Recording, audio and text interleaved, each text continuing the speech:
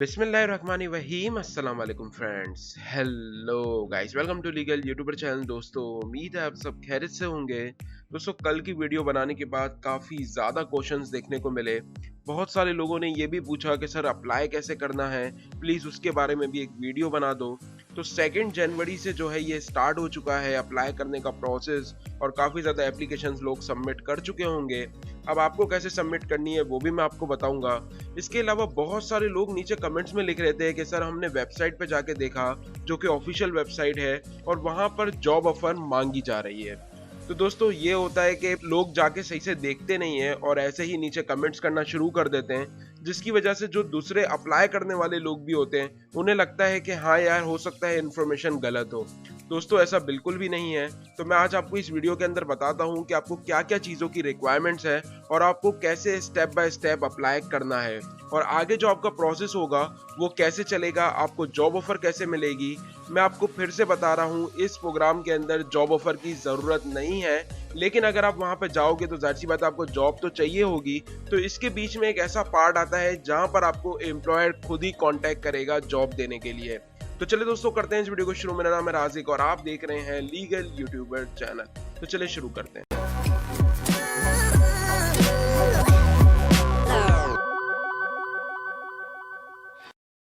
Video को start करने से पहले दोस्तों बता दूं कि जिन लोगों ने अब तक चैनल को सब्सक्राइब नहीं किया तो ये प्लीज नीचे रेड बटन होगा, उसको दबा दो, बेल को दबाना बिल्कुल मत भूलना, ताकि आपको मेरा हर नोटिफिकेशन सबसे पहले देखने को मिले।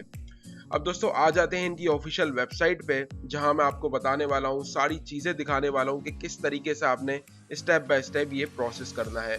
सबसे पहला जो आपके पास प्रोसेस आता है दोस्तों वो है एक्सप्रेशन ऑफ इंटरेस्ट सबमिट करने का। इसको सबमिट करने के बाद आप जब सेकंड स्टेप पे पहुंचते हो दोस्तों, तो यहाँ पर जो है वो रिसीव करते हो इनविटेशंस। अब यहाँ पे दोस्तों सीन ये होता है कि यहीं पे आपको एक ऐसा मौका मिलता है जबकि एम्प्लॉयर आपको जॉब ऑफर प्रोवाइड करता है। और थर्डली दोस्तों जब आपको इनविटेशन टू अप्लाई मिल जाता है तो फिर आपको पीएनपी का एक्सेस मिल जाता है, और वहां पर जाके फिर से आपको एक एक्सप्रेशन ऑफ इंटरेस्ट जो है वो सबमिट करना होता है, जिसके बाद आप कनाडा की परमानेंट रेजिडेंसी अप्लाई कर सकते हो। अब यहाँ पे इस प्रोसेस को करना किस तरीके से है वो भी मैं आपको बताता हूँ। सबसे पहले हम देख लेते हैं कि एलिजिबिलिटी रिक्वायरमेंट्स क्या क्या है, क्योंकि काफी ज्यादा लोग कह रहे हैं कि जॉब ऑफर की जरूरत है। तो मैं यहाँ आपको दिखा देता हूँ, ये इनकी ऑफिशियल वेबसाइट है। सही है। अब यहाँ पे आने के बाद दोस्तों आप देख सकते हो कि यहाँ पे लिखा हुआ है एलिजिबिलिटी क्राइटेरिया। अब यहाँ पे ऑल कैंडिडेट्स मस्ट, इसका मतलब ये है दोस्तों कि सबको ये रिक्वायरमेंट्स चाहिए होगी। अब यहाँ पे आने के बाद सबसे पहली रिक्वायरमेंट आपके पास आती है आइल्स की, जो कि मैं आपको बता चुका था दोस्तों कि आपके पास आइल्स यहाँ पे फ्रेंच दोनों में से कोई एक लैंग्वेज होनी चाहिए, और आइल्स अगर आपके पास है तो उसका जो स्कोर होगा वो 5.0 बैंड तक होना चाहिए। अब यहाँ पे ये पहली रिक्वायरमेंट हो गई। सेकंड रिक्वायरमेंट आपकी ये है कि आप एटलीस्ट 21 ईयर्स के होने चाहिए। अगर इससे ज़्यादा होंगे तो मसला नहीं है, लेकिन इससे कम होंगे तो फिर आप इस प्रोग्राम के लिए एलिजिबल नहीं हो। थर्डली दोस्तों यहाँ पर ये चीज़ मेंशन की गई है कि आपको अपना माइंड बना लेना है कि आप हमेशा जो है वो न्यू फाउंडलैंड एंड लेब्राडोर में ही रहोगे। तो दोस्तों ये 3 रिक्वायरमेंट्स बहुत ज़्यादा ज़रूरी है जो कि आपको पूरी करनी है। उसके बाद यहाँ पर आपके पास 2 कैटेगरीज आ जाती है, एक है एकेडमिक कैंडिडेट्स के लिए और एक है वर्क कैंडिडेट्स के लिए। अब एकेडमिक कैंडिडेट्स का मैं आपको पहले भी बता चुका था कि आपके पास पीएचडी या मास्टर डिग्री होनी चाहिए, वो भी कनाडा की कोई मेमोरियल यूनिवर्सिटीज से। पास 3 साल के अंदर जो है वो मेमोरियल यूनिवर्सिटी से आपने पास आउट किया हो, टेक्नोलॉजी, हेल्थ केयर और एग्रीकल्चर को लेकर। अब यहाँ पे दोस्तों इस प्रोग्राम इस कैटेगरी के ऊपर हम नहीं जाएंगे, क्योंकि हम जाएंगे इस कैटेगरी के ऊपर जहाँ पर हमारे ज़्यादा से ज़्यादा लोग अप्लाई कर सकते हैं, और इसी की आपने रिक्वायरमेंट को पूरा करना है। अब इसके अंदर सिर्फ आपके सामने एक ही रिक्वायरमेंट दी गई है कि आपके पास फुल टाइम वर्क एक्सपीरियंस होना चाहिए 1 साल का, और साथ ही में दोस्तों आपका जो ऑक्यूपेशन है वो इन डिमांड ऑक्यूपेशन में मौजूद होना चाहिए। अब इन डिमांड ऑक्यूपेशन का मैं आपको पहले भी बता चुका हूं कि आपने यहां पर आके चेकआउट कर लेना है कि आपका इन डिमांड ऑक्यूपेशन इसमें मौजूद है या फिर नहीं, और अगर मौजूद है तो ही आप इसके लिए एलिजिबल हो। अब एलिजिबल हो गए, फिर उसके बाद क्या करना है वो भी मैं आपको बताता हूँ। अब सबसे पहला स्टेप आता है दोस्तों, तो यहाँ पर आप देख सकते हो सबसे पहले आपको EOI सबमिट करनी होगी। ठीक है, अब सबमिट करने के बाद होगा ये कि जब आप सेकेंड स्टेप की तरफ आओगे तो यहाँ पर अब आप खुद देख सकते हो दोस्तों कि यहाँ पे लिखा गया है कि एम्प्लॉयड आपसे जो है वो खुद ही कांटेक्ट करेगा जो आपने ईमेल एड्रेस प्रोवाइड किया हुआ होगा। मतलब इसके अंदर वोटिंग की जाएगी और सबसे ज्यादा जिनको वोट्स मिलेंगे उनसे एम्प्लॉयर जो है वो खुद कांटेक्ट करेगा और उन्हें जॉब ऑफर प्रोवाइड करेगा। आप खुद देख सकते हो कि अगर आपके पास जॉब नहीं है तो आपको जॉब ऑफर प्रोवाइड की जाएगी वोटिंग के जरिए और एम्प्लॉयर आपसे खुद ही कांटेक्ट करेगा उस ईमेल एड्रेस पर जो ईमेल एड्रेस आपने प्रोवाइड की होगी। तो ये हो गया सेकंड स्टेप। थर्ड स्टेप के ऊपर जो है अगर आपको इनविटेशन टू अप्लाई मिल जाता है तो फिर आपको एक्सेस मिल जाएगा न्यूफाउंडलैंड एंड लेबर.pnp प्रोग्राम में अप्लाई करने के लिए और आपका जो सेम ईमेल एड्रेस होगा उसी के ऊपर आपको तमाम डिटेल्स सेंड की जाएगी। अब दोस्तों ये 3 प्रोसेस कंप्लीट करने के बाद मतलब 3 स्टेप कंप्लीट करने के बाद आप कनाडा की परमानेंट रेजिडेंसी अप्लाई कर पाओगे।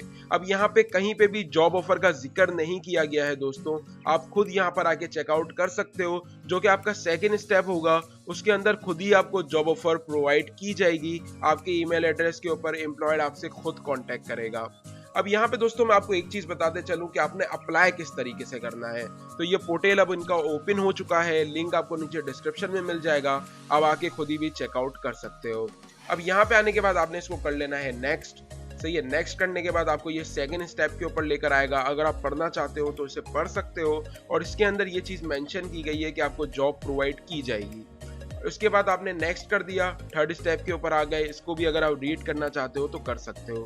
अब आपके पास दोस्तों यहाँ पर लिखा हुआ आ गया है कि I am ready to start purity skill NL। तो आपने यहाँ पर जो है वो क्लिक कर देना है। अब यहाँ पे क्लिक करने के बाद दोस्तों आपके सामने 2 कैटेगरीज आ जाएगी। सबसे पहली कैटेगरी जो है वो वर्क है, सही है, और उसके बाद जो है वो एकेडमी है। तो एकेडमी के ऊपर मैं नहीं जाऊंगा, मैं वर्क के ऊपर जाऊंगा। तो आप वर्क पे क्लिक कर देना और यहाँ पर आप आ जाओगे। अब यहाँ पर आने के बाद आपको देखो दोस्तों ये चीजें जमा करवानी होगी। यहाँ पर आने के बाद दोस्तों देखो आपके सामने रिक्वायरमेंट ऑफ डॉक्यूमेंटेशन आ गई है, सही है, जिसके अंदर आपकी रिज्यूम और CV होनी चाहिए। इसके अलावा डिग्री और कवर लेटर और इसके अलावा 1-2 चीजें और हैं जो आपको पूरी करनी होगी। आपको ये चीजें यहाँ पे बता दी गई है। इसके अलावा आपको IELTS यहाँ पे शो करना होगा, ठीक है, और नेशनल ऑक्यूपेशन कोड जो है NOC कोड जो है वो आपको प्रोवाइड करना होगा। अब NOC कोड आपको कहाँ से मिलेगा, आपने यहाँ पे क्लिक कर देना है। यहाँ पर आने के बाद आप इधर जो है वो अपना ऑक्यूपेशन फाइंड करके और यहाँ पे जो NOC कोड आएगा आपका उसको कॉपी करके वो आपने यहाँ पे देना होगा, ठीक है। अब ये रिक्वायरमेंट्स पूरी करने के बाद आपने आई एग्री पे क्लिक किया और नेक्स्ट पे क्लिक कर दिया। अब जैसे ही आप नेक्स्ट पे क्लिक करोगे दोस्तों आपका अप्लाई करने का प्रोसेस जो है वो शुरू हो जाएगा और आपको तमाम अपनी डिटेल्स जो है वो प्रोवाइड करनी होगी। अब जो ईमेल एड्रेस आप प्रोवाइड करोगे उसी पे ही आपसे कांटेक्ट करेंगे। तो फ्रेंड्स ये था अप्लाई करने का पूरा प्रोसेस। और जो लोग कह रहे थे कि जॉब ऑफर की ज़रूरत है इस प्रोग्राम के लिए, तो कोई भी जॉब ऑफर की ज़रूरत नहीं है। अच्छा, पॉइंट्स के बारे में भी मैं आपको बताते चलूँ कि आप पॉइंट्स कैसे अपने चेकआउट कर सकते हो, क्योंकि काफ़ी ज़्यादा लोगों को उसमें भी कन्फ्यूजन थी। तो यहाँ पर दोस्तों आप आ जाओगे, इसका लिंक भी मैं आपको नीचे डिस्क्रिप्शन में दे दूंगा। अब यहाँ पर आने के बाद आपके सामने देखो पॉइंट्स जो है वो आ चुके हैं कि अगर आपने IELTS जो है वो 7.0 बैंड किया है तो 24 पॉइंट्स मिलेंगे। इसके अलावा 6 किया है तो आपको 22 पॉइंट्स मिलेंगे। 5.0 बैंड है आपका तो 20 पॉइंट्स मिलेंगे। इसी तरीके से आपके एज को लेकर, एजुकेशन को लेकर, सबको लेकर आपको 60 पॉइंट्स टोटल गेट करने हैं। अब इसमें ये चीज़ ज़रूरी नहीं है कि आपकी एज जो है वो बिल्कुल प्रॉपर होनी चाहिए। अगर आपकी एज जो है वो 51 के अंदर भी आती है और आपको सिर्फ 4 पॉइंट इसके ज़रिए मिलते हैं, तो अगर बाकी चीज़ों से आप 60 पॉइंट्स गेट कर लेते हो तो आप बिल्कुल इस प्रोग्राम के लिए एलिजिबल हो, आप अप्लाई कर सकते हो।